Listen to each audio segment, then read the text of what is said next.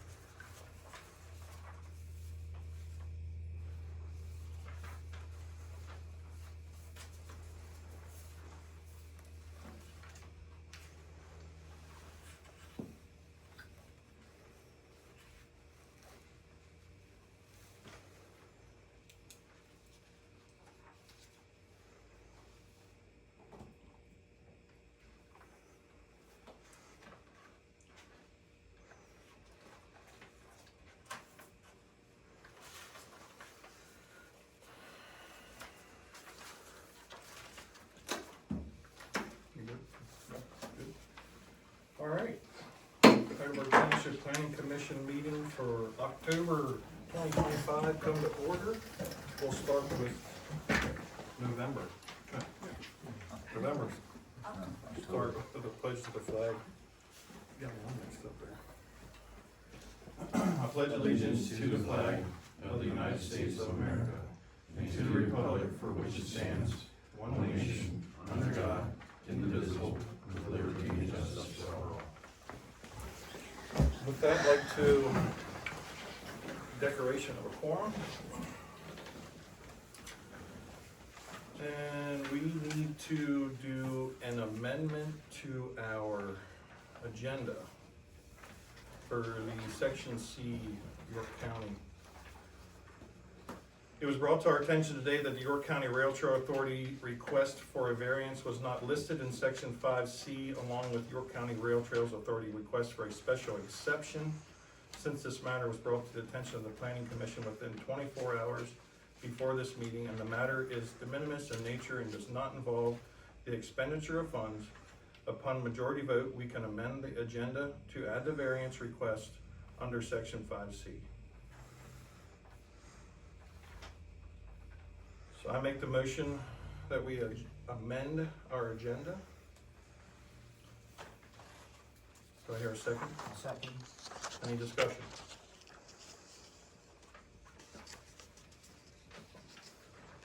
All in favor say aye. Aye. Motion passes.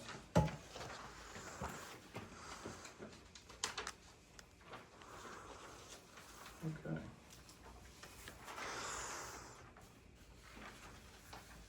Next, September 2025 minutes.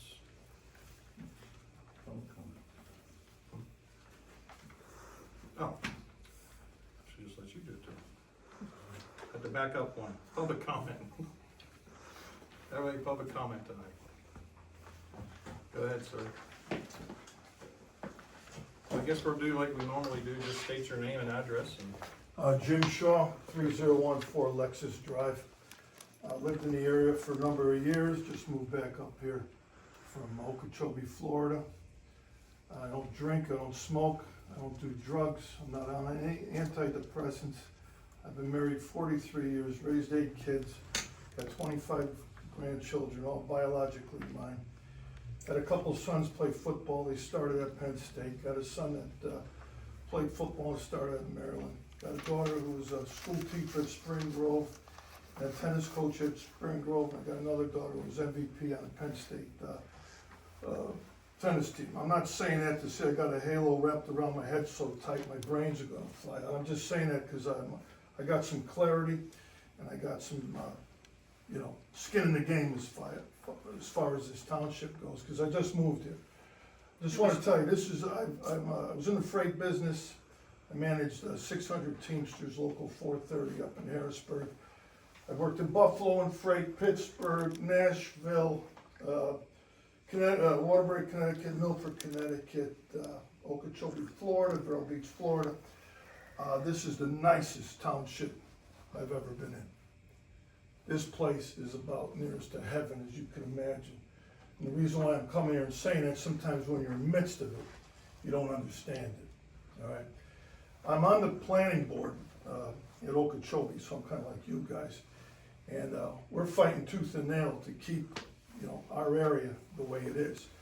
And, the guy with the gun is a criminal, the guy with the knife is a criminal. But a lot of times the guys with the ties, the developers come in and they'll affect generations in your township. A guy with a gun will kill one person, a developer might kill 5 generations. Just wanted to state that. Thank you for how you're running this place. Keep it up.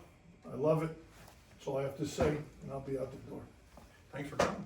Thank you. I thought you wanted something after that speech. No, I mean, that was I'm awesome. back and forth from Florida, but I'm on your side, and sometimes you have to be reminded because you're in it. I drive around here, I see Cadorus, I see the farms, I see all this, and everywhere I've gone in, and you could be labeled, I get it, I'm over that.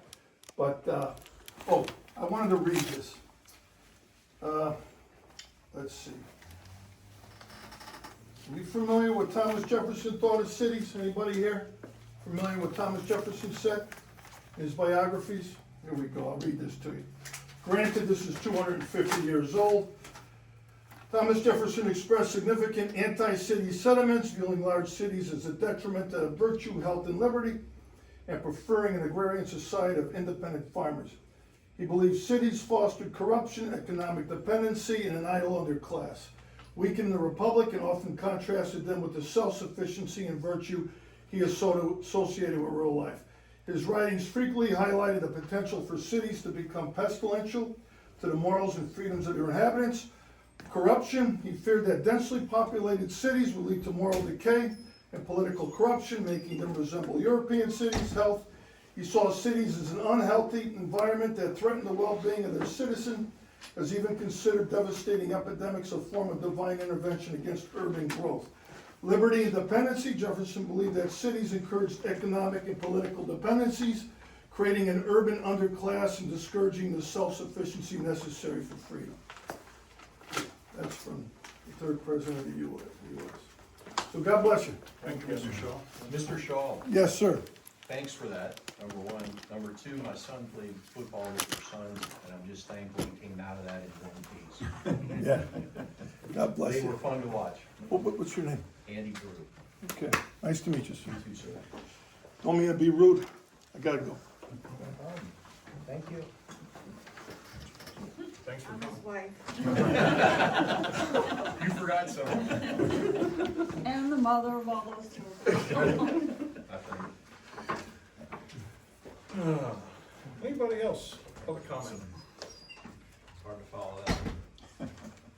Yeah, hard to top out. Going once? Going twice? All right. Now, we can approve September 2025 minutes. Should we see? Everybody get a chance to look over the last month's minutes?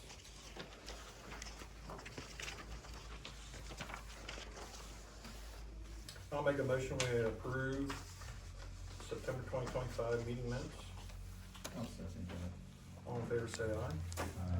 Motion passes.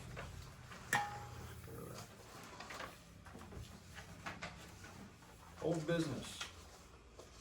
First one we have here is Lamplighter Homes, Roman Concrete LLC, address of 1353 Marburg Road.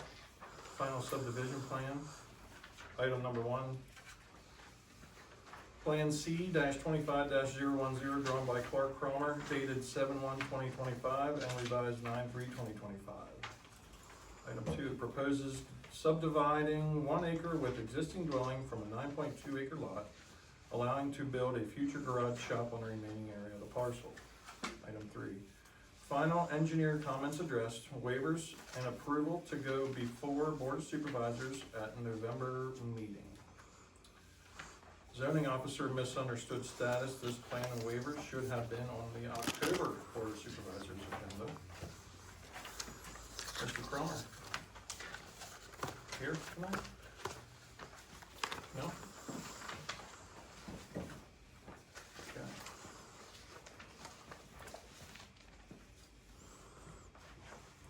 So I would,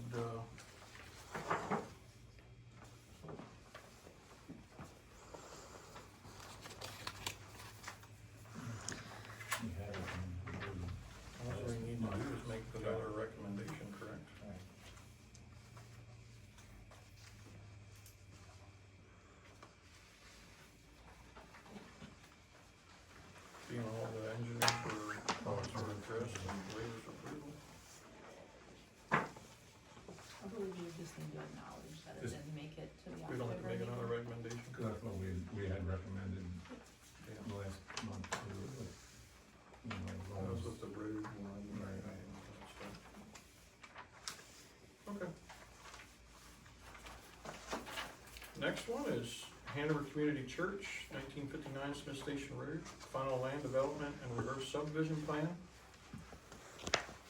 Plan H 9810-23, drawn by SMG Hanover Land Services, dated 1/30/2024 and revised 8/12/2025. Engineers' comments received 9/3/2025. Upon setting agenda, zoning officer reached out to our engineer to see if there had been communications from Hanover Land. Engineer advised there had not. Zoning officer reached out to Hanover Land also for updates. It was discovered that a typo from our engineer had prevented Hanover Land from receiving our engineer's comments. Hanover Land was provided with our engineer's comments on October 6th, along with an apology from both our engineer and the township for the oversight. You're up. I'm Scott Gunner from Hanover Land Services. You guys want big plans or small plans to look at? Probably a small, probably good.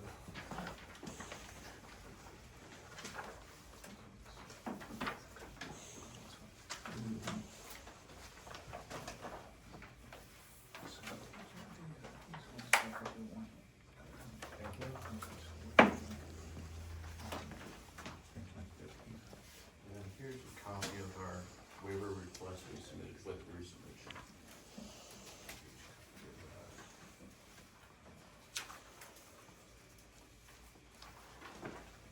And then, per your township engineer comments that we got Monday, we would like to request an additional waiver per that email letter. I'm gonna email that to Chris. Thank you.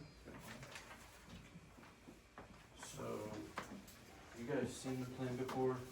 It's been a little bit. A little bit. So, Hanover Community Church, at 1959 Smith Station Road is planning on building a new activity building. It's going to be 9,320 square feet. With that building addition, with that new facility, they're gonna be tearing down an old barn, and they're going to be constructing a parking lot of 59 spaces. We've gone through the township's comments from your engineer and stormwater. We have submitted plans to York County Conservation District twice, and we have submitted plans to modify the existing septic system on the lot for the new activity building to your SEO. So there's comments going back and forth between them. And we've submitted some waivers previously. After all the zoning.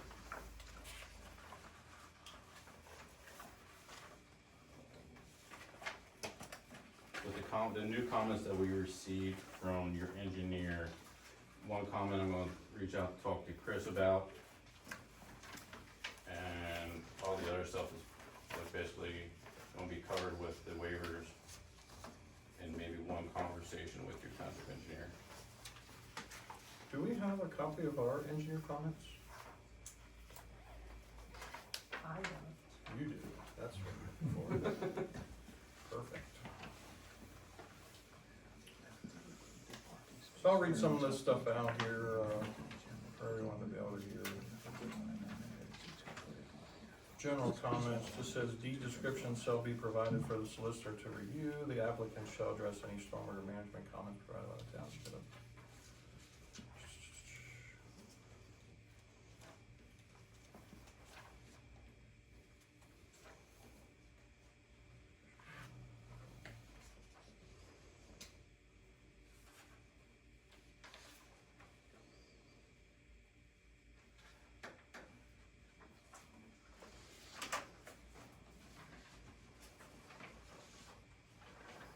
And all this was met or not met?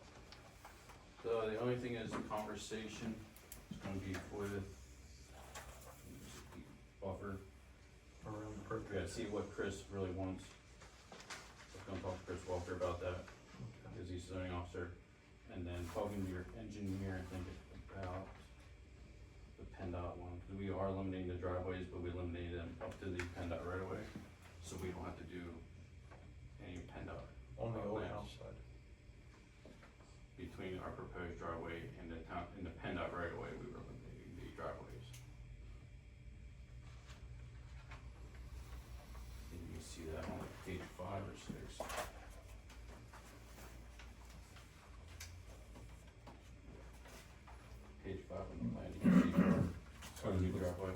two driveways. So there's a driveway here, they came in here, the little parking lot here, just came in here, so we're eliminating them up until the PennDOT right away.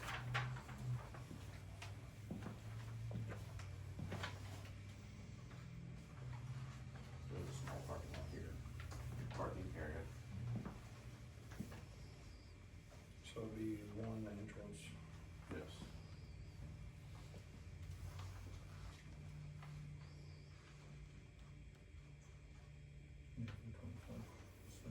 Or 75-foot section.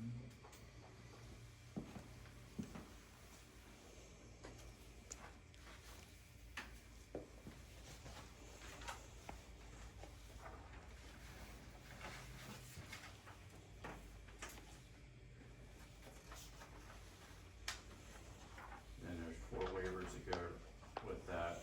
1, 2, 3. Yeah, 4 waivers with that, and then the new waiver, make 5 waivers for requesting. I'm really asking for a lot here. I know. You're asking for the feasibility report for water facilities, traffic study, minimum cart width for, Smith Station, curb and gutter and walkways and curb gutters and walkways for Smith Station. And then the new one is for the driveway, minimum driveway radius, which was a comment from your engineer, suggestion from your township engineer to, grant a waiver. First comment letter.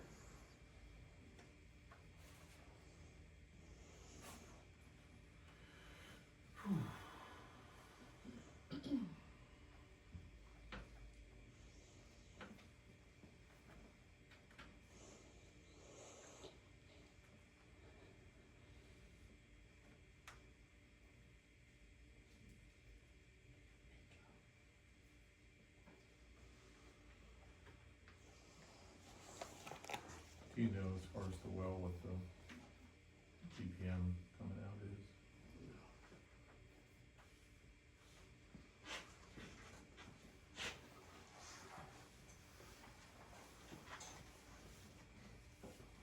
They've never had, from our knowledge, they've never had any water issues there. Even during the drought and stuff? Okay. That was just my. Yeah. So the one, waiver here, basically what they're asking,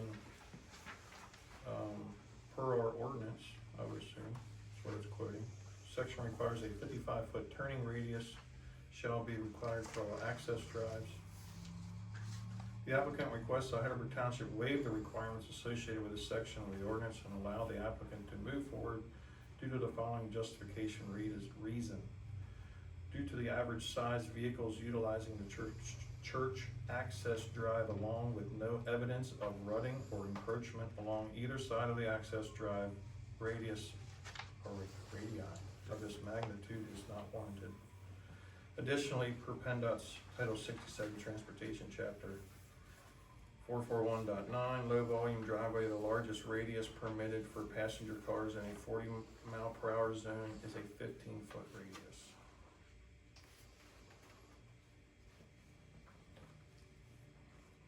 So, 55 does seem quite excessive. That's tractor trailers. Yeah. And you say that our It's in your, engineer did, I think it's the very last comment. normally you can copies of 13. Per our engineer, due to the average size of vehicles utilizing the church access drives, turning templates are no longer necessary, while the reference section of the ordinance requires a minimum turning radius of 55 feet. The existing access drive does not meet this standard. However, given that the vehicles using the drive are smaller in size and there is no evidence, same thing I just read. So, never like possible, okay, I'm being ignorant here, school bus or tour bus turning radius, They should, with there, they would be able to make it in. they should be able to get in, okay. I think it's a tractor trailer, would be, 58 footer? 53 foot You trailer? could get a 53-foot trailer if you wanted. Right. It's gonna take up the whack access driveway, you can get it in there. Right. Depends who I was just you trying drive. to get, like, think about bus, you know. That's what I was, Yeah, if you're having any, if you're going anywhere, you know, if it, special event.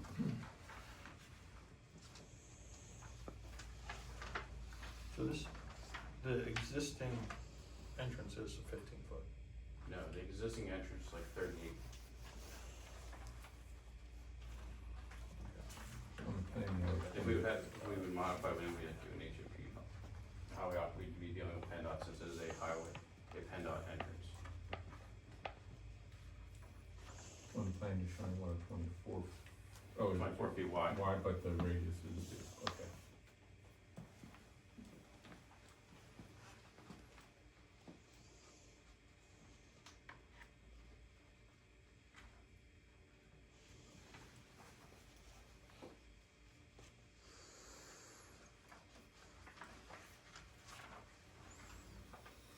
I don't see a problem with that. I don't know what you guys think.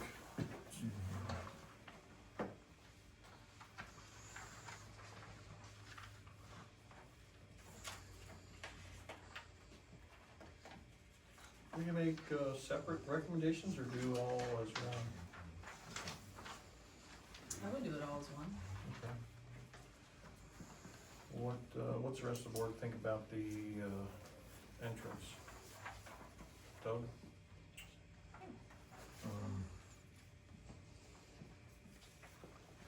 Well, as far as, I mean,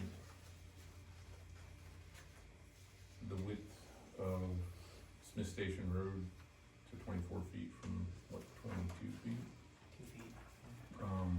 It's a PennDOT road. That's a so- PennDOT road, so, I mean, so it's just like Marbury Road.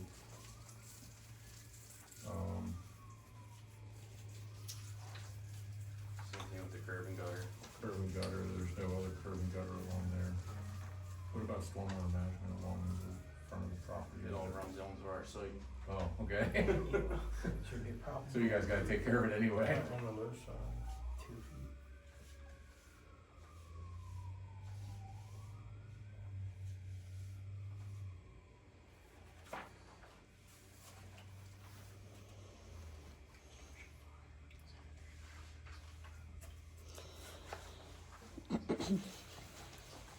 Just curious, what was the idea behind leaving the entrances only to the right of way? Then we don't have to deal with PennDOT. Gotcha.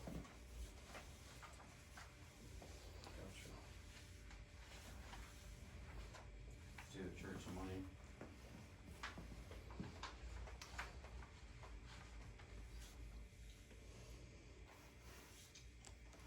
Doug, you see a problem?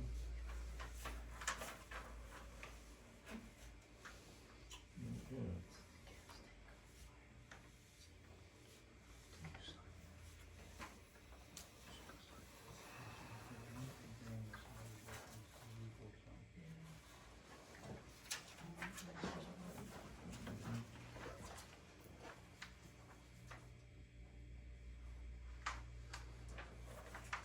Do you wanna look over these engineer plans?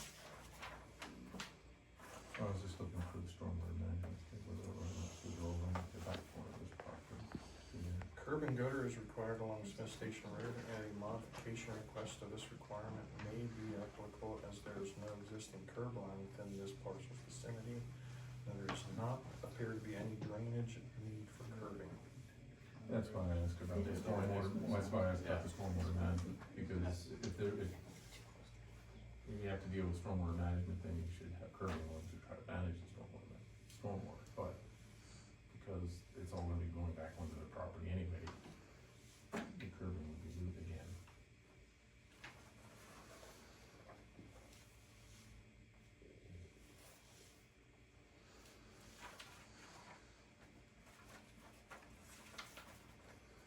What's your thoughts, Andy? I don't see a problem. As long as you don't, you know, for obviously some places are parking. I mean, that was the one we had to go in for the spots, the amount of spots, but other than that, I don't see a problem. I don't either.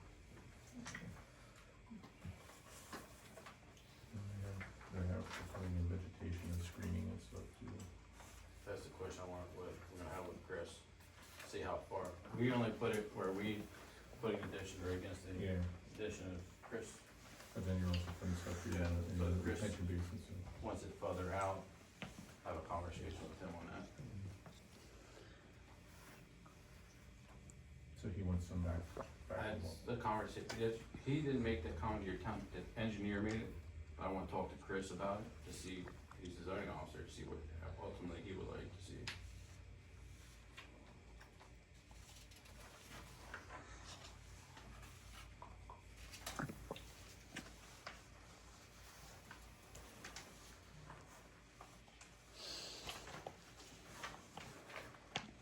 So in other words, Chris is saying about pushing this out or putting some out. Your town, the engine. I'm sorry, I'm just saying, Oh, I'm myself here, here. here. Number two.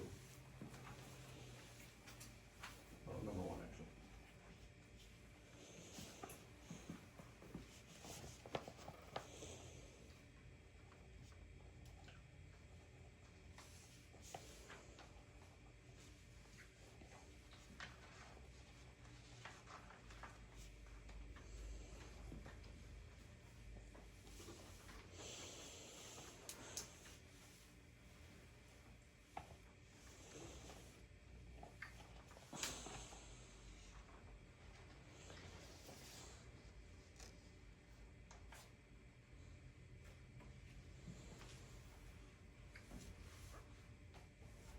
Does anybody want me to read any of this out loud? I feel bad, we're kinda here just reading, everybody's just probably looking at us like we,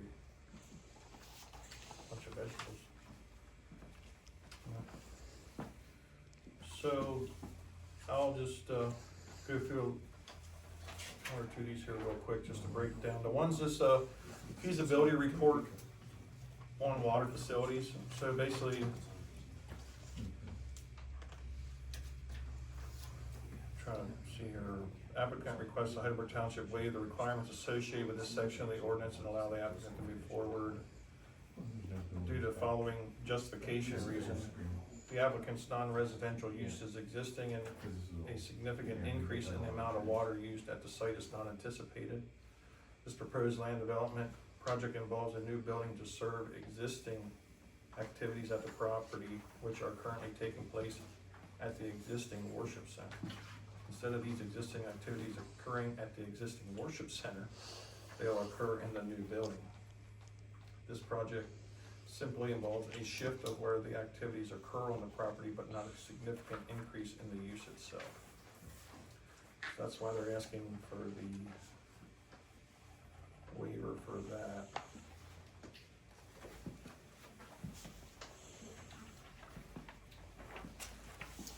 Yeah, there's a traffic study.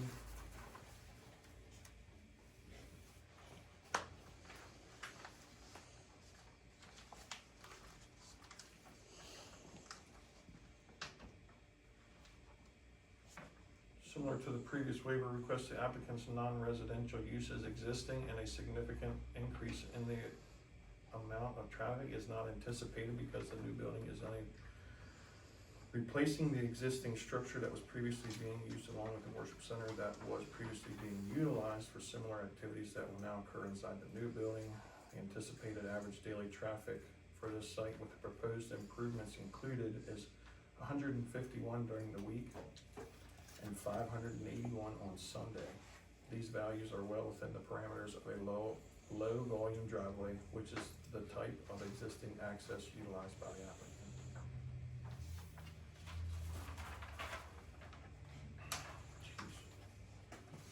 Not the last one, minimum cartway width. Section requires a minimum cartway width of 24 foot for a local street.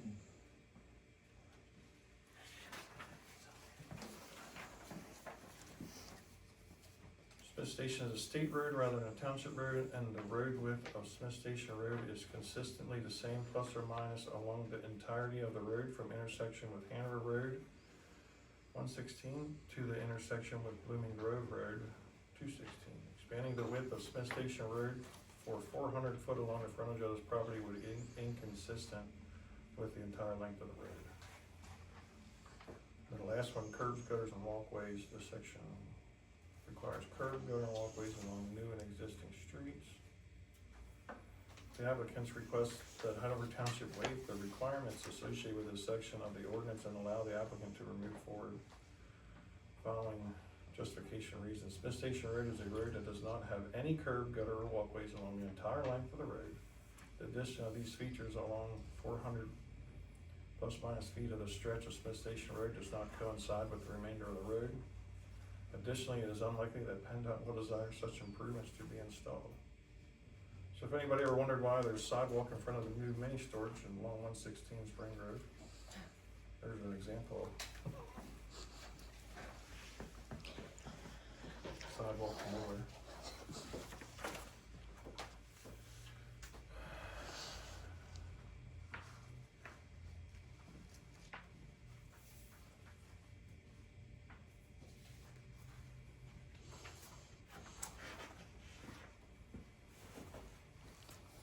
Any comments from the audience on any of this input?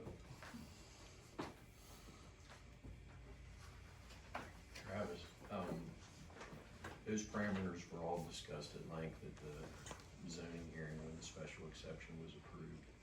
For the, There, no action, of course, there was no request for action to the zoning hearing board, that's not their responsibility, but that was all discussed while Anthony Lane was here, and when he weighed in on the fact that Smith Station functions as a collector. thanks, Andy. Mm-hmm.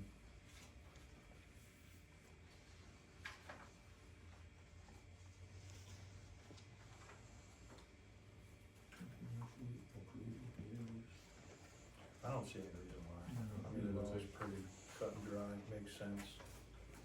The water thing, I mean, they're not, you know.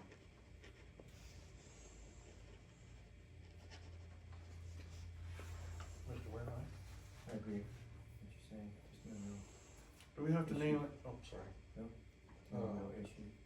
do we have to name each one for the waiver, you think we should, or? You have to at least list the sections. Is that the 403? 403, 454, yeah. Also, there's something.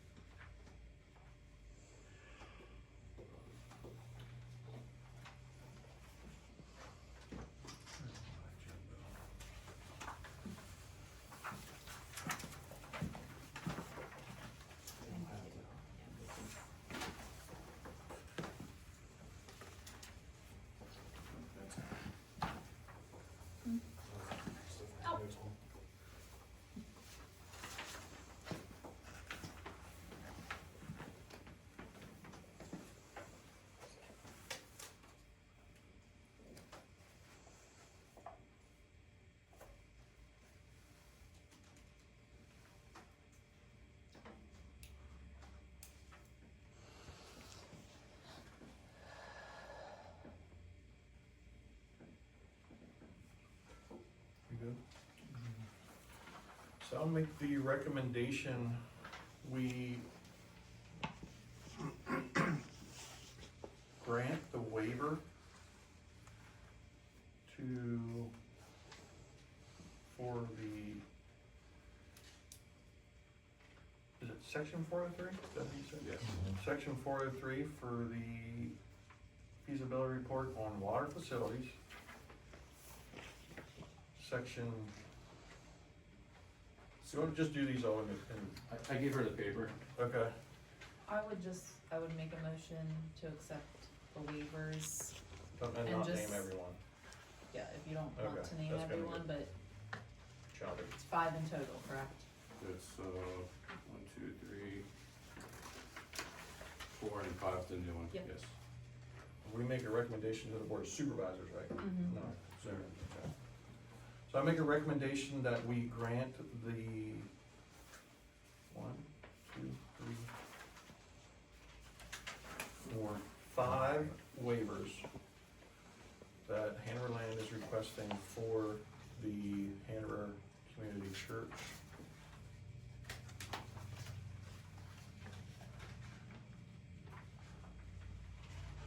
enough? I hear a second. Second. Andy seconds? Yes, sir. All in favor? Aye. Aye. Okay. You guys wanna conditionally approve the plan?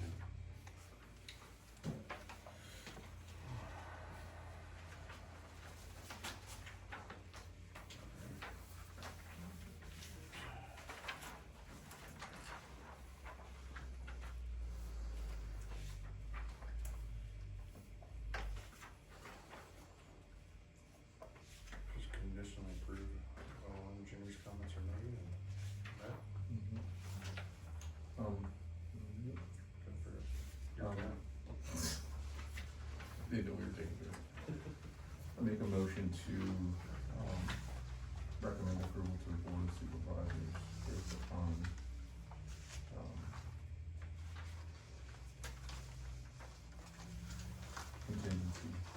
contingent upon the exceptions, that was being corrected. To approve the project for Heidelberg Community Church.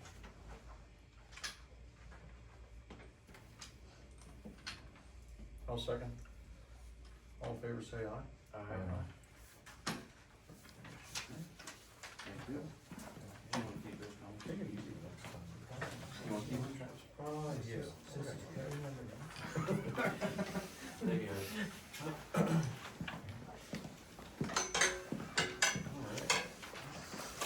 Thank you. Thank you. Next, York County Rail Trail Authority. Zoning special exception. The first one, section 4.2 of zoning ordinance to establish a park, playground, and or other non-commercial recreation use in the designated growth area / mixed residential zoning district. Now, for everyone that came and heard the beginning of the amended agenda, this is the only piece that we added to what you don't have. And I'll read it to you. A variance from section 10.4.H.1 of the Heidelberg Township zoning ordinance regarding the required number of parking spaces per acre for parks and non-commercial recreational uses. So we wanted to get this in there. It was missed, and with the zoning board's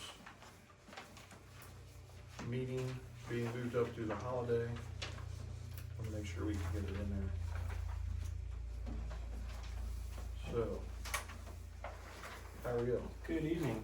How you doing? Well, how you doing? My name is John Hacker. I work for C.S. Davidson.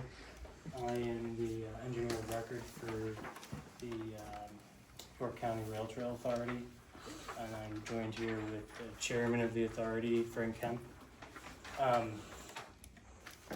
So I've passed out a few items to everyone. The first one being our zoning hearing board application. The second one being the narrative of what we're requesting tonight, which is the meat of what I'll get into. And then the third one being the Heidelberg Township zoning map indicating where the parcel in question is. And the last one is a 11 by 17 plan set, which is what you'll see up here. If anyone wants a copy, I have some extras. I'm happy to hand them out so you can follow along.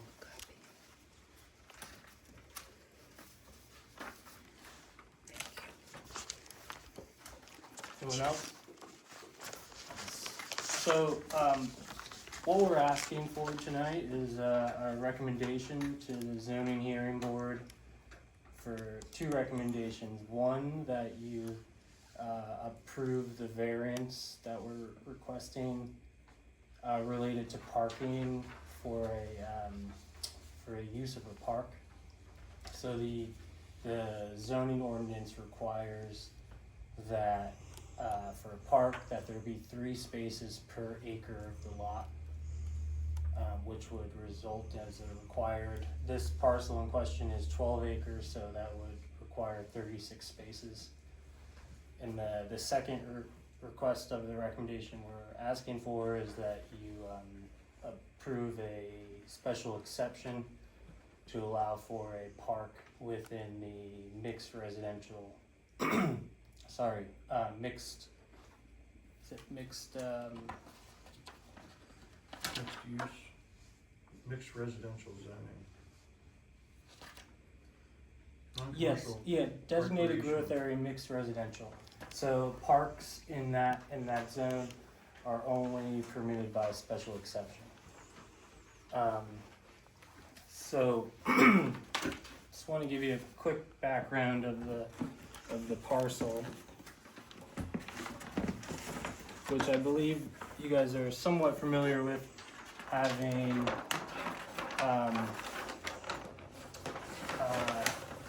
heard about the parcel when the township was considering donating the parcel to the York County Rail Trail Authority about a year ago. So the parcel in question has frontage along 116, and it starts out with a 25-foot width front and then expands to about 50 feet, and then the parcel opens up to this entire area, which is about 12 acres. Quick, brief Reader's Digest version of the history.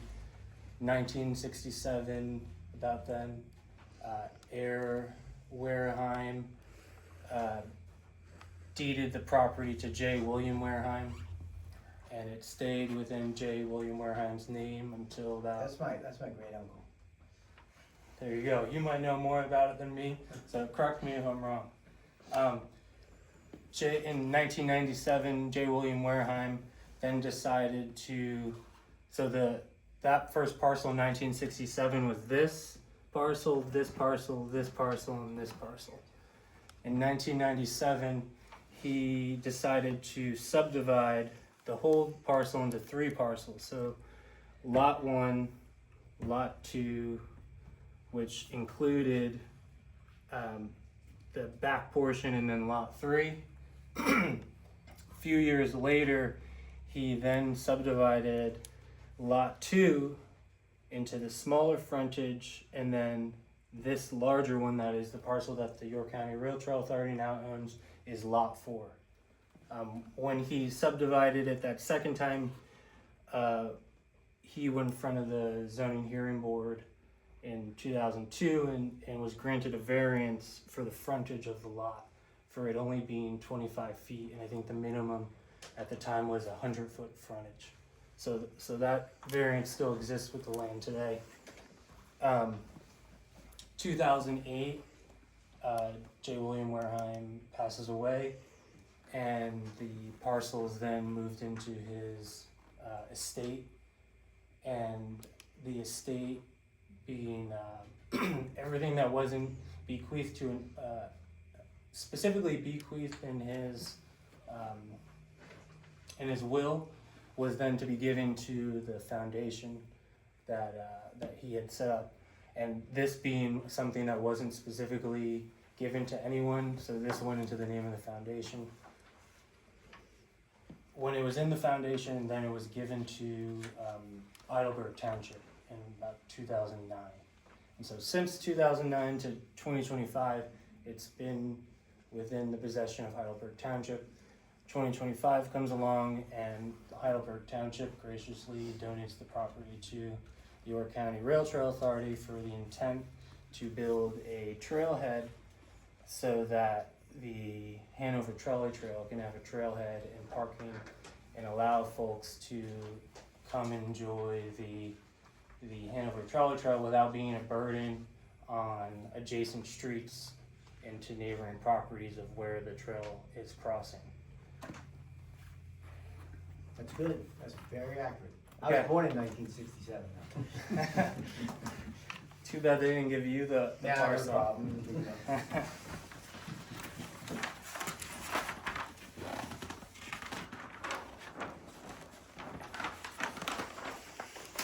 So this sheet 4 of 6 is a zoomed in existing conditions plan of the parcel of where we wish to put the trailhead in the parking lot. Let me back up quickly. So the variance that we're asking for tonight is to build a 25 space parking lot and not a 36 space parking lot. And part of the reason why we're requesting that is that this red line here is the 100-year floodplain of Oil Creek. So you can see that takes up a huge chunk of this parcel and essentially makes it unbuildable. You can develop within a floodplain, but there's very strict requirements of that. And our intent is to not put any proposed development within that floodplain. So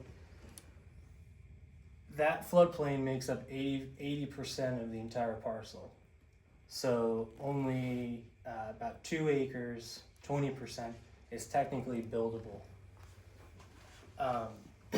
The ordinance requires that 3 spaces occur the entire parcel lot. I believe the intent of that is for a park or a recreation.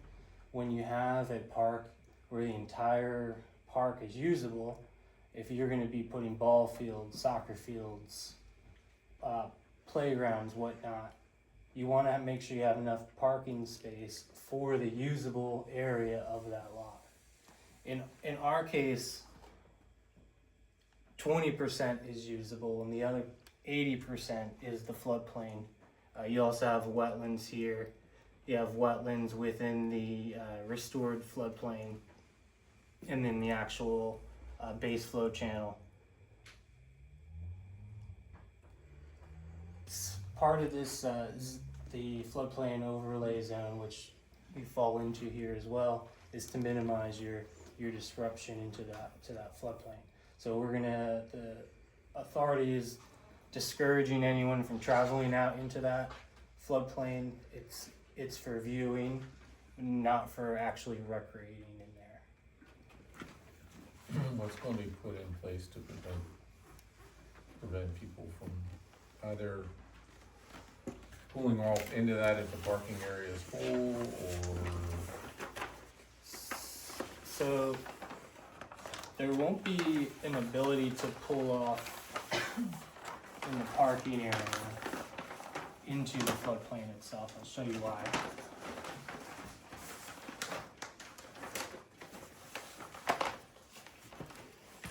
So this is what we're, Going on over there. Is there even a floodplain there? what's that? I said, with all the excavation going on over there, is there even a floodplain there? Oh yeah, certainly. Looks like they raised the grade up on it. The what we're proposing is an access drive off of 116 that follows the frontage of the lot and moves towards the rear of the parcel, makes this bend, and then comes into where we're proposing 25 spaces. All of this area here is going to remain wooded. So, and then same thing here and along this side. So this all stays wooded. So, which is why I say you don't really have that option to pull off into the floodplain unless you want to go knock down some trees and work your way through that.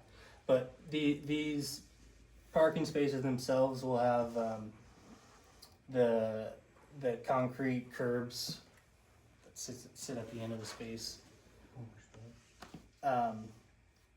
So along with the parking lot, we're proposing 2 stormwater management features, 3 ADA spaces, a concrete pad that'll act as the trailhead for folks to meet and to get ready to come over onto the trail, And then to access the Hanover Trolley Trail, which is planned north on here, you'll travel over a 75-foot long boardwalk and then 200-foot long bridge, and then you'll be able to reach the trail.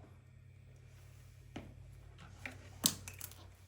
you know where the temporary, like, restrooms are gonna go on the porta potties? There'll Like, be, on the concrete? yeah.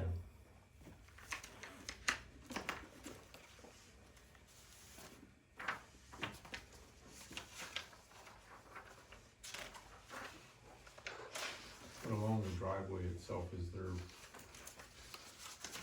if the parking areas become full, is there area, like, will there be width, or will people be pulling off into the grass, that kind of stuff, like planned north of the east-west driveway here? So on the next sheet, I believe, is our gradient plan. You know, looking at You don't really have an opportunity to, along the access drive, to pull off. oh, I see, you've got. you're You can changing see the it. grades here, it does fall off about 4 to 5 feet. There will be somewhat of a flat area that's grass along here, although, you know, that's not encouraged as parking. We want to make sure that this area the paved area will be for parking.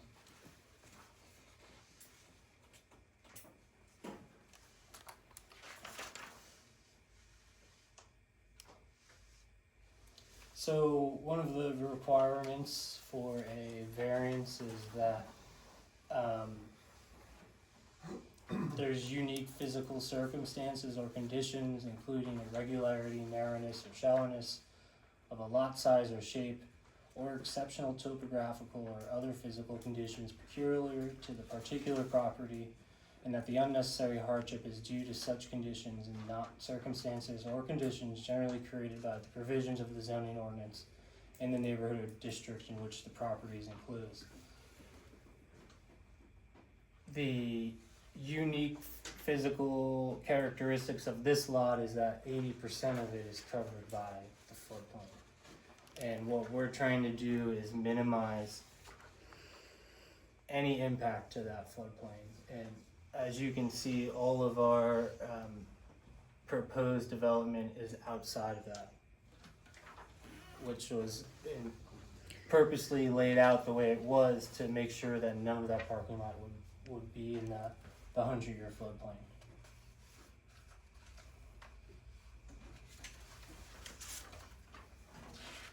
So if you were to look at the zoning ordinance and as a whole, for the requirement for parking, and look at the parcel as a whole, we would be providing 2 spaces per acre of the lot, whereas the requirement is 3 spaces per acre. If you were to look at it as just as the buildable space outside of the floodplain, we would be providing about 10 spaces per acre.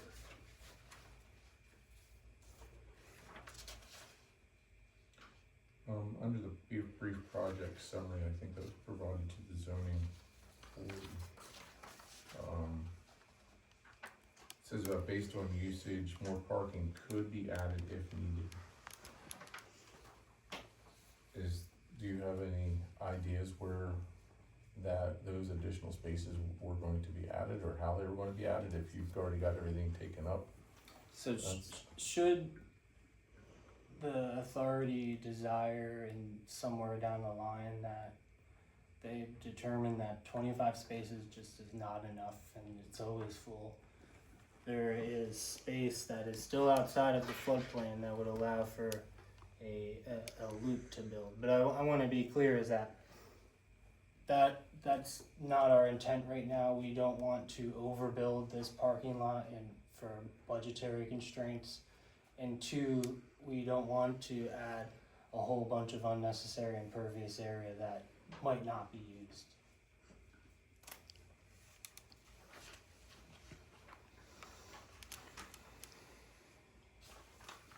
Have, other than putting pavement down, have you considered other options as far as allowing for pervious surfaces? Such as like geogrid with stone and a collection underneath, or? So,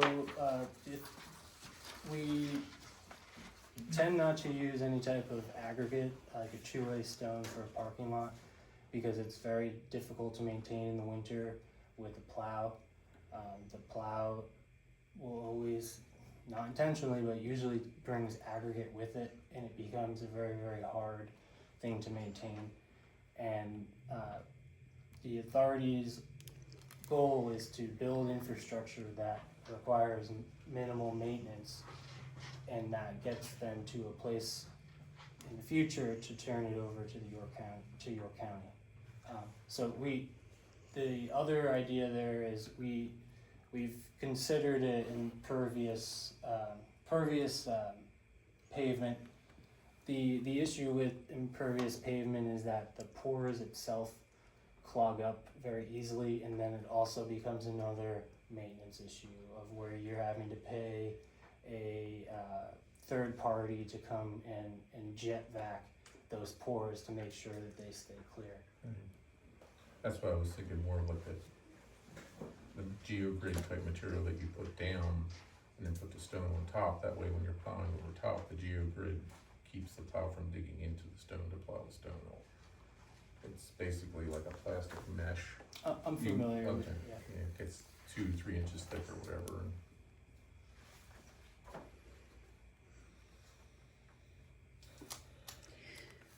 Any other questions about the variance or what we're showing here on the plan?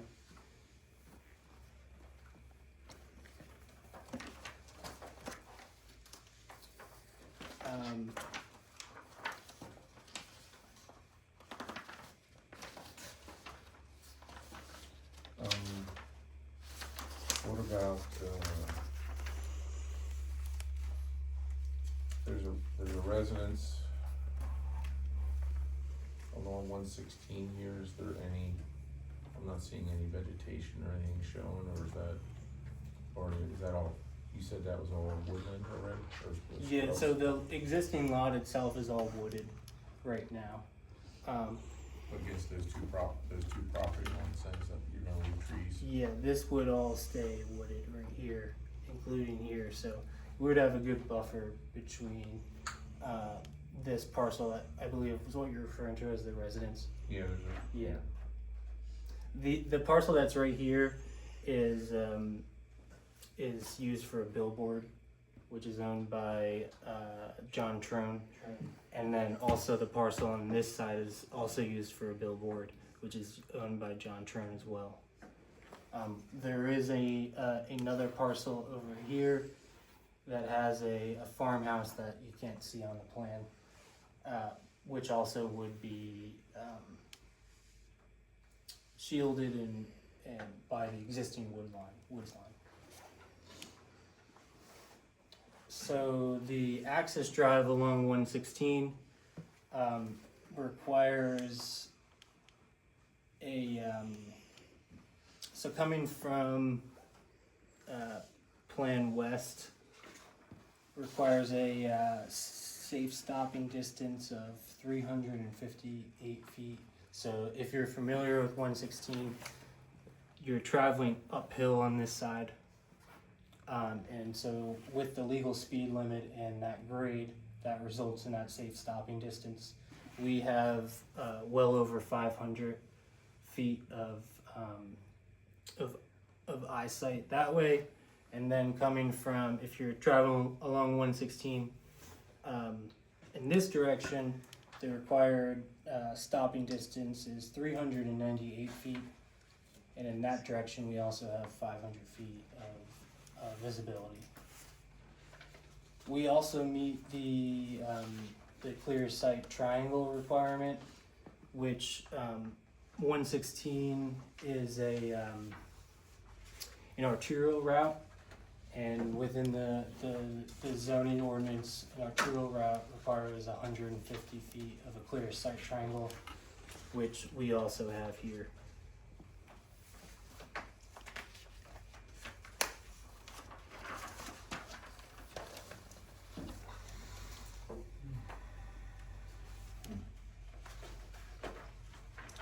So part of the variance request too is that what we're proposing doesn't change the essential characteristic of the neighborhood. I see that being light, if you were to add light, add noise as items that would change the characteristics of the neighborhood. The park will function from dawn to dusk, and there is no proposed lighting here right now. And the noise itself will be minimal as cars coming in, closing their doors, whatnot. The noise from 116, in my opinion, is going to be significantly greater than anything that will ever come from here. The noise is assuming that the people that are going there are using it for the intended purpose. Yeah. Yeah, so there is no intent to use this other than a parking lot. No lights at nighttime. No, I'm just saying there Police could will be occupied. elements of the community that wish to use that for not the intended purpose, is what I'm saying. So Sure. there And- could be, you could have additional noise and other activities going on there. And we would very much encourage members of the public to report that to the police. The police are we're relying on Northern Regional to help us police this area if any nefarious activity is occurring. Can you see back there from 116? So Now, if there's trees, you're not gonna be able to see, and that's. the majority of it will be shielded. There will be somewhat, the trees aren't full mature growth trees. So there will be some, I'd say, a very obstructed sight line back there. But the intent is to keep this buffer of trees to provide a buffer from the neighboring property.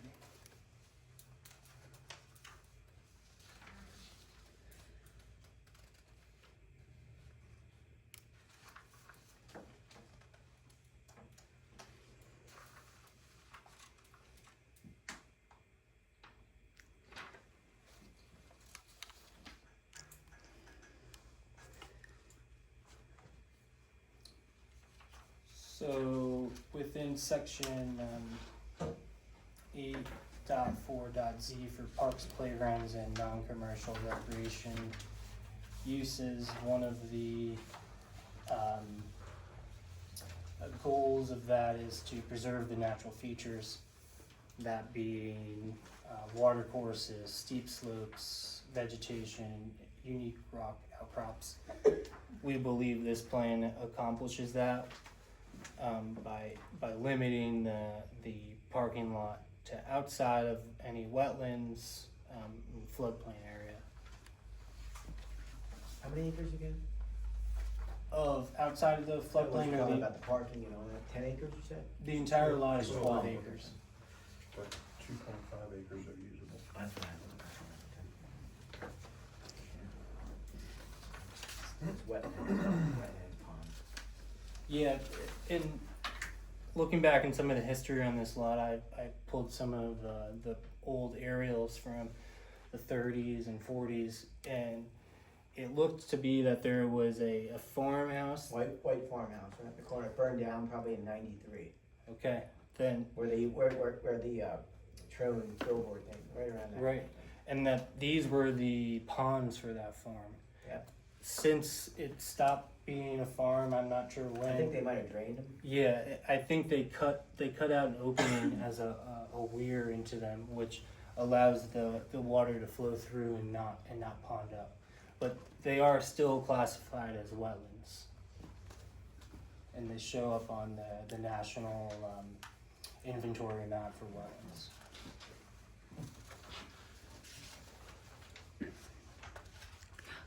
How steep is that bridge from the ground up? So the first section will get you from the grade of the ground will be 75 feet and will be about 4.5% slope to get you to the flat section of the bridge. So 5% is the maximum longitudinal slope that's allowable by the ADA. So we're about 0.5% lower than that. And it's wood? wooden? It'll be a timber boardwalk, yes, for that first section. The next portion of the bridge, the 200-foot long span, will be a concrete deck and a Weathering steel truss. weather and steel truss. Thank you, Frank. If you don't know, Frank used to be the lead engineer of, It's the same truss Yeah. as in, Jackson Township has in Little Creek Park, that truss that, when I'm looking. that's a truss that- perfect example of that. Same thing. Minus their decking is a wood decking. We're using a concrete decking here for maintenance reasons. It'll be about 8 foot wide.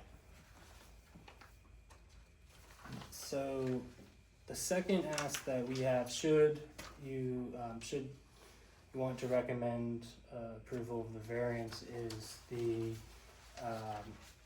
special exception that we're seeking. So again, within this zoning district, parks, non-commercial recreation uses like what we're proposing here are only permitted by special exception, which I found somewhat odd, but I get why. And I find it odd because one of the goals of this zone is to promote open space and parks and recreation. I say that I find it somewhat odd that it being a special exception use and not a permitted use when that is one of the goals. Nonetheless, that's one of the first requirements of a special exception, is that it shall be consistent with the purpose of the zoning district. So the trailhead and the project itself will support community recreation, environmental stewardship, and public access to open space. One of the core goals of this zone.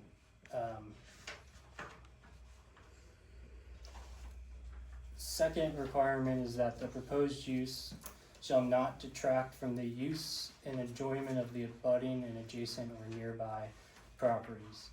So the trailhead itself is, well, what we're proposing is a low impact. We're including stormwater management. It's not gonna generate excessive noise, traffic or lighting, and then enhances the recreation of the area without disrupting the adjacent properties. For the rail trail parking areas, about how many people use it per day, Sorry, I didn't. or, how many, for other rail trail authority, like parking areas and that kind of stuff, how many people use the trailheads or the parking areas? It's a great question, Frank. As you can imagine, it varies from location to location. The heaviest use is on the weekends, there's no question about it. But the closest one here on the Hanover Trolley Trail would be in Spring Grove, just outside of Spring Grove. And there's about 20 parking spaces in there. I've never seen that full.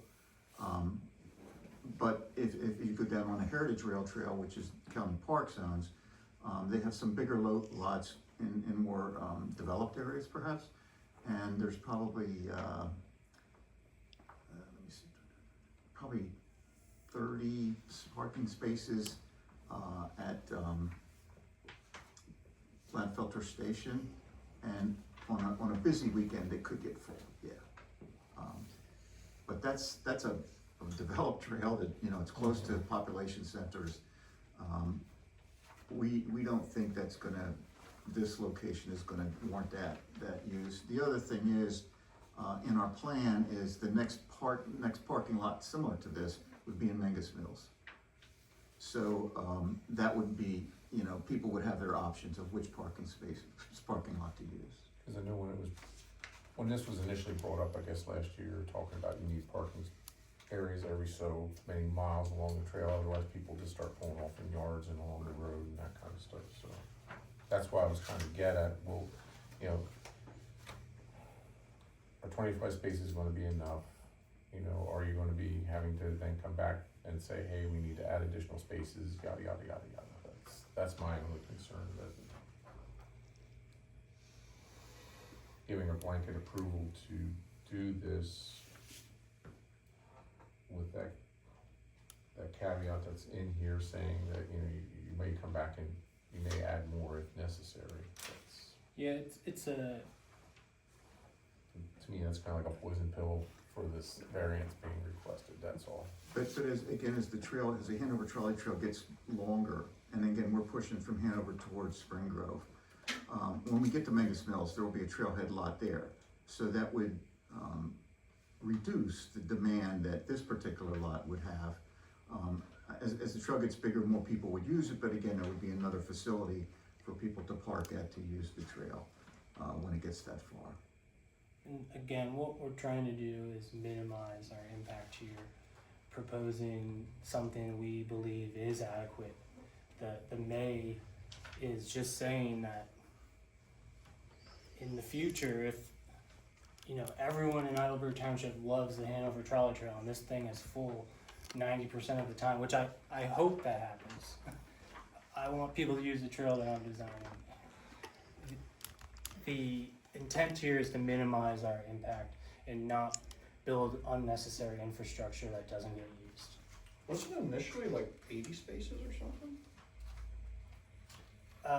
The full, one of those concept plans, I think you may have saw that. I think the full, if you wanted to use up all of this space, is 60 to 70 spaces, which to me is completely unnecessary.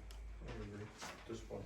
And you're also then, and kind of to your comment before, in nefarious activity, you have this huge parking lot, and you're having a lot of unused space. It invites folks to be in an area that they might think they're away from everyone else.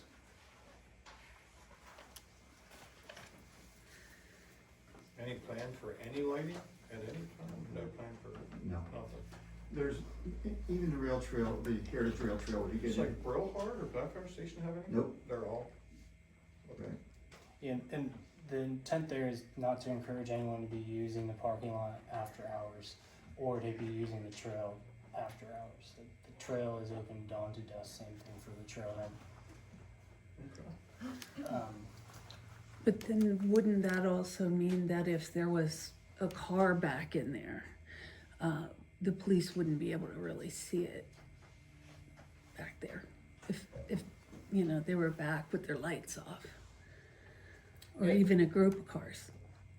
It certainly possibility, again, if that is something that someone notices or sees, we encourage folks to contact Northern Regional and let them know that there's someone here after hours. Right, but if you can't see them, you know, alerting the police to it, they would have to go down inside there to, the police would, to monitor that parking lot? I think they do that here at our park. Like they'll come over and sit, even when it's dark, make little loops, come in and check it out. I'm sure they would, another place to do some of their admin time. It's a catch-22, because what we're trying to do is not alter the characteristics of this neighborhood. And one being, we don't want to come in with a bunch of bright lights and completely change this person's backyard from what it is now.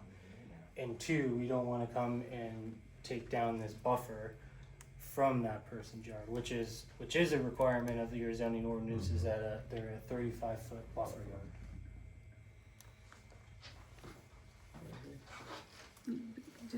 Can I just say one? Yep. But what you're doing is bringing people into their backyard, so you're gonna change their existence in that very rural space. We're offering a parking lot to allow folks to use recreation space within the township. And that space being this parcel itself and the Hanover Trolley Trail.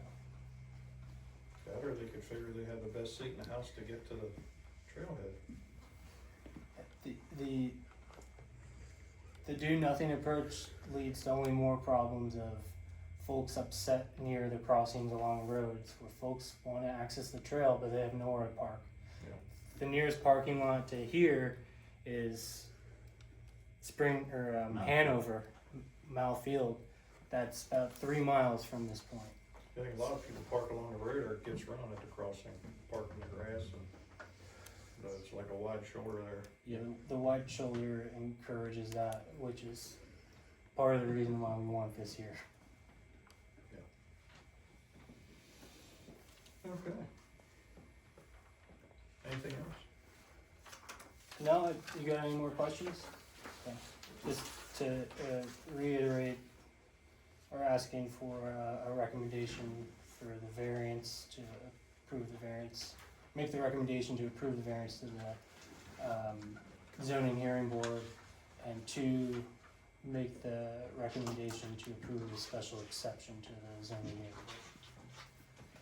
Does one have to come before the other? The variance have to come before the special exception or vice versa? Well, it doesn't have to be, but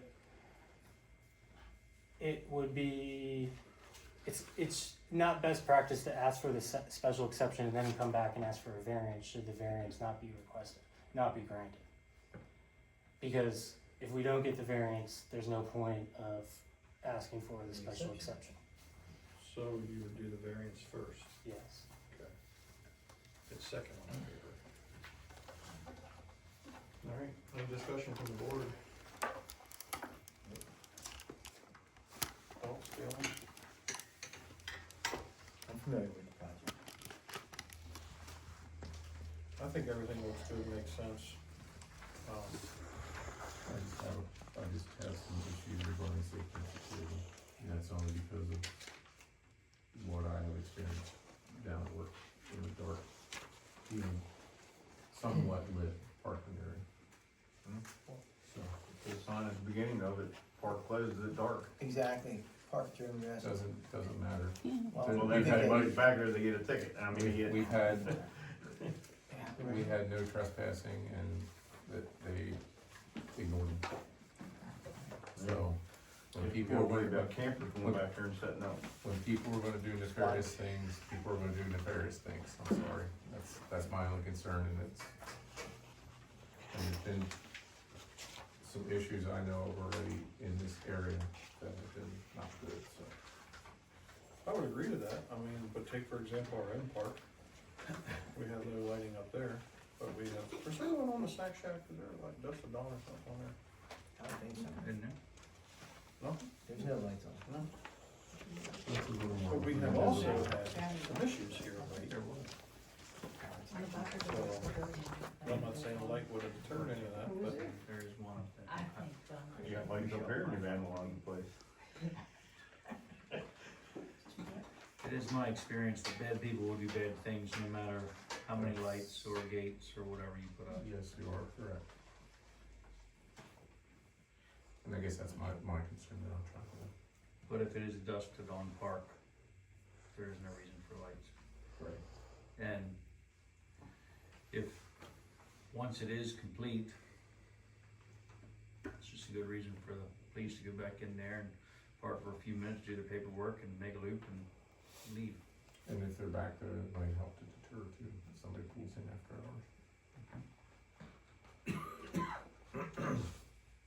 People pull on my farm all the time and just park, all the time, during the day, during the night, and that's always I understand what you're saying.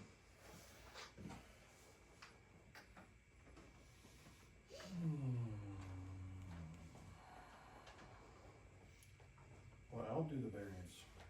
I make a recommendation to the zoning hearing board to grant the variance for review. What did you say? Grant? Make a recommendation to the zoning hearing board for the variance section 10.4.H.1 regarding the number of parking spaces per acre from 36 to 25. Correct.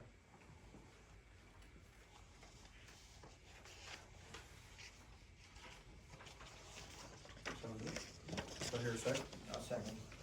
All in favor, say aye. Aye. Aye. No. Very well. You wanna do the second one? I'll pass. Okay. Make a recommendation to the zoning hearing board for the special exception, section 4.2, for to establish a park, playground, and or other non-commercial residential use in the designated growth area dash mixed zoning district.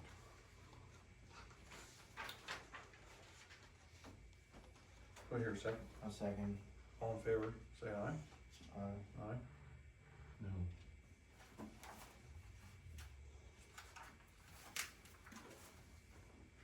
Okay. Thank you for your time. That's why you get around. Thanks, no.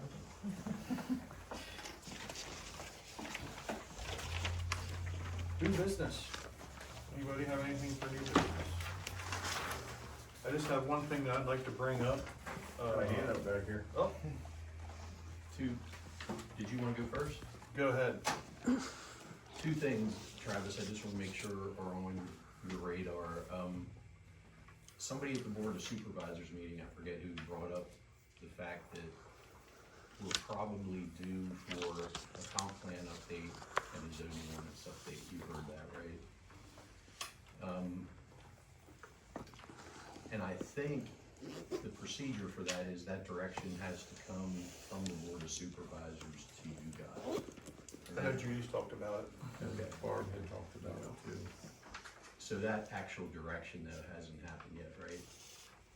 I've Okay. not heard any. I know Barb was looking at trying to get some grants to conduct some studies or whatever to help pay for it. Okay. And it's really interesting that Mr. Shaw came in here tonight because really appreciate his comments about the township. And the fact is, that comp plan from 2005 and that zoning ordinance update from 11 are the reason, a big reason, why the township remains like it does. And I wish that his thank you, and it can be conveyed, but I wish his thank you could have been heard by the Board of Supervisors at that time, one of whom, Tim Hansen, is still on our board, because they're the ones that initiated that process in '05. Also, multiple generational family farms and their owners were heavily involved in that. Thanks to them too, 4 of those families are represented in this room tonight. Andy Wareheim, you, Mr. Lockman, Mike Myers, and myself. And in spite of what you might have read recently on social media, it's that comp plan, it's that zoning ordinance, and it's all those people, many others than the ones I mentioned, who own those big farms, who were part of creating that limiting ordinance, whose farms were devalued by that ordinance, but those folks all supported it in order to prevent development, and that's exactly what happened. So if you're reading some things on social media, do your homework, because the credit goes to all those folks that had the foresight to create those documents. It's time to update them. I don't think the updates will be major, but I wanted to put that bug in your ear that that's probably coming. That doesn't originate with the zoning hearing board. It originates with the Board of Supervisors and then comes to you guys. So I think that's a good thing. That was the first item. The other, if you were at the Board of Supervisors meeting last week, Rob Meeks was there, and he brought up his situation. Again, what he suggested needs to officially come from the Board of Supervisors to you guys.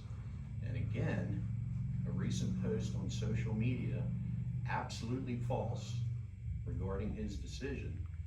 I want to make sure you guys understand. Someone posted that the zoning hearing board granted approval to a special exception for him. False. The zoning hearing board granted approval for a variance. So again, be careful what you're reading on social media.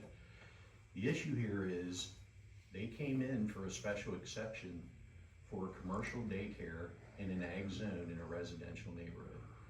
Our ordinance absolutely does not allow it, period. Which is why it was denied. And understand, commercial daycare, there's no limit. It's over 6 kids. If we would approve commercial daycare in a residential zone, it's just, that's why our ordinance does not allow it. What was approved was a variance for accessory daycare in a residential dwelling unit to go from 6 to 10 kids. And just so everybody understands, the state allows you to have 10 in a home with 1 caregiver. It was, Mr. Meek said 12. 12 requires 2 caregivers. So what he's asking, and it's worth consideration, is should we change our ordinance to allow 10 kids in accessory daycare instead of 6? Just want you guys to know, and I've already looked at multiple ordinances in our area, they're all 6. So if the supervisors decide that, again, this doesn't start with our zoning hearing board, if the supervisors decide that this is something you guys should look at, I want you to be aware of that.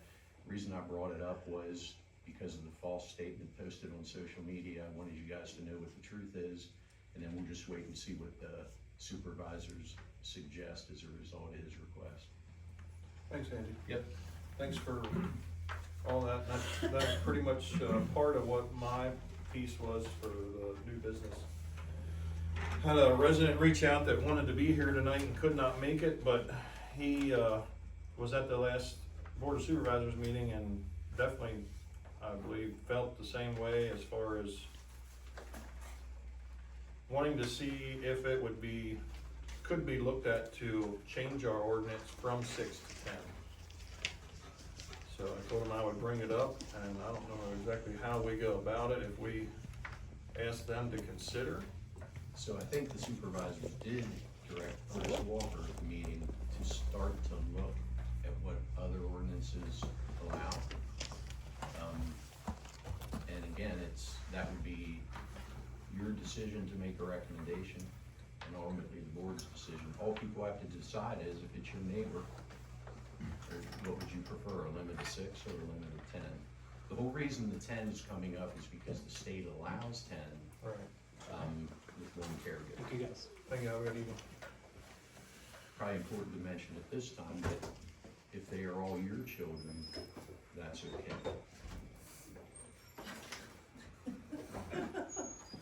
And he was granted the variance for 10 with 1 caregiver. I think what Meeks was Correct. asking was change the ordinance so somebody future didn't have to go through everything he did. Correct. Okay. But just to be clear, everything he went through was Was by the their process. decision. True? They asked for us to consider a special exception for Right. commercial daycare. They then came back and asked for the variance, and they again asked for that special exception, which we didn't act on because we had already denied it. Mm-hmm. So yes, and I can tell you that the primary reason that that was approved was that they are in a cul-de-sac, all those neighbors were here, they were very supportive. The question's gonna be though, do you wanna make that blanket allowance in the whole township for 10? And that, again, not my decision, that'll be your decision to advise the Board of Supervisors and theirs to approve it. So I can tell you, I looked at 4 ordinances today, all neighboring townships, and they're all 6. Paradise, Paradise, Jackson. I looked at Paradise, West Manheim, and Hamilton, just because they had them handy. Okay. Didn't look at Jackson. Okay. I just wanted to bring that up. I think that's something we can definitely look at, or have the supervisors consider, or take a look. Yeah, and it's a valid request, it's a valid concern, it's just that, again, I think you have to decide if it's next door to you, would you rather it be, if it remains 6, and you wanna have 10, it just requires a variance, it requires consideration where the neighbors can weigh in. If you just change the ordinance to 10, then that's it, it's 10, And that's part of the process, yes. as ordinance is stated now. Back to your first point, and something else too, I think that the people that adopted some of the ordinances and stuff as far as earlier on, the right to farm ordinances that are in place for farmers that, you know, people can't complain about the smells, they can't complain about the noise from, you know, farm equipment, that kind of stuff.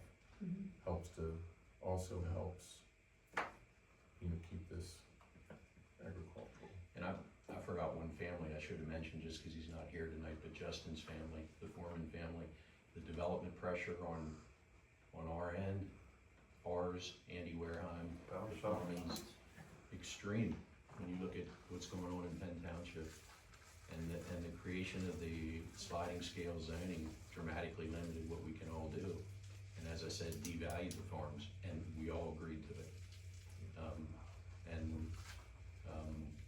That pressure never goes away. There's some things in both our comp plan and the zoning ordinance that we can do to strengthen that, but it has to be reviewed and approved by everybody. And I mean, the general sense that you certainly get from talking to people is that everybody still feels that same way.